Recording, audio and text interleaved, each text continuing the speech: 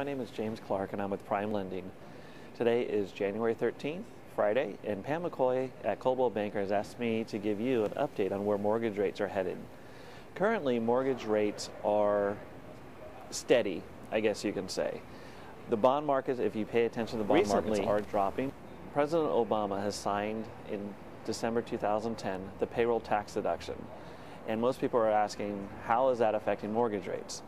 Well, most people are actually taking their Social Security tax and it's dropping from 6.2% to 4.2%, and that's supposed to stimulate the economy. But in the legislation, it's how they are paying for it that is affecting the mortgage rates.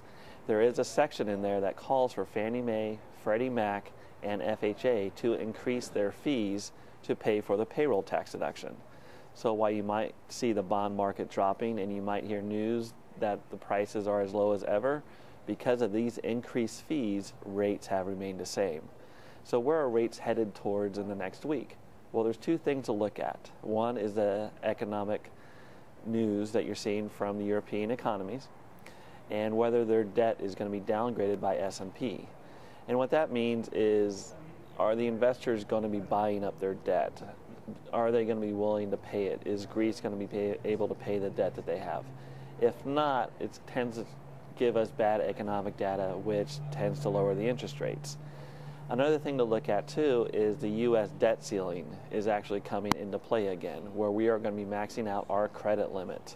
And we know a couple months ago how big issue that was, and that's going to start affecting interest rates as well. So what you can see in the next week is look for those two things: the economic crisis in Europe as far as the debt ratings, and our economic debt ceiling, if that comes into play on the political side. How we're looking at the next week, because of the negative factors, I'm giving it more of a steady.